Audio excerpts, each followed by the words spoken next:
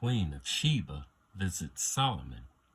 When the Queen of Sheba heard about the fame of Solomon and his relationship to the Lord, she came to test Solomon with hard questions. Arriving at Jerusalem with a very great caravan, with camels carrying spices, large quantities of gold, and precious stones, she came to Solomon and talked with him about all that she had on her mind. Solomon answered all her questions. Nothing was too hard for the king to explain to her. When the Queen of Sheba saw all the wisdom of Solomon and the palace he had built, the food on his table, the seating of his officials, the attending servants in their robes, his cupbearers, and the burnt offerings he made at the temple of the Lord, she was overwhelmed. She said to the king, "The report I heard in my own country about your achievements and your wisdom is true. But I did not believe these things until I came and saw with my own eyes. Indeed, not even half was told me.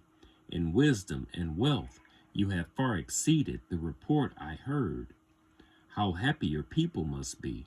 How happy your officials who continually stand before you and hear your wisdom. Praise be to the Lord your God, who has delighted in you and placed you on the throne of Israel.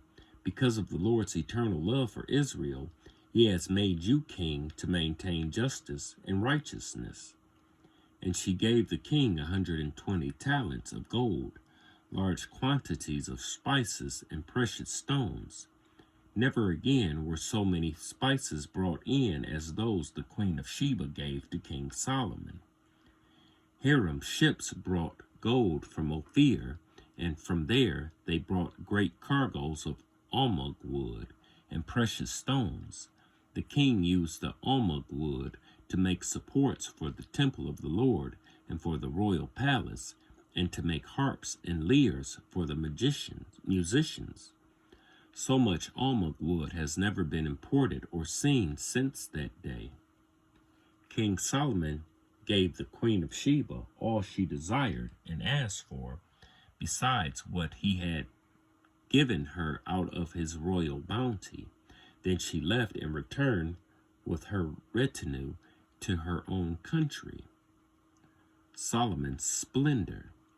The weight of the gold that Solomon received nearly was 666 talents, not including the revenues from merchants and traders from all the Arabian kings and the governors of the territories. King Solomon made 200 large shields of hammered gold. 600 shekels of gold went into each shield. He also made 300 small shields of hammered gold with 3 minas of gold in each shield. The king put them in the palace of the forest of Lebanon. Then the king made a great throne covered with ivory and overlaid with fine gold.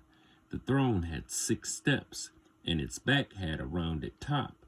On both sides of the seat were armrests with a lion standing beside each of them. 12 lions stood on the 6 steps, one at either end of each step.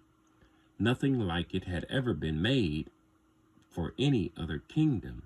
All King Solomon's goblets were gold, and all the household articles in the palace of the forest of Lebanon were pure gold. Nothing was made of silver, because silver was considered of little value in Solomon's day. The king had a fleet of trading ships at sea along with ships of Hiram. Once every 3 years it returned carrying gold, silver, and ivory, and apes and baboons. King Solomon was greater in riches and wisdom than all the other kings of the earth. The whole world sought audience with Solomon to hear the wisdom God had put in his heart. Year after year, everyone who came brought a gift, articles of silver and gold, robes, weapons, and spices, and horses and mules.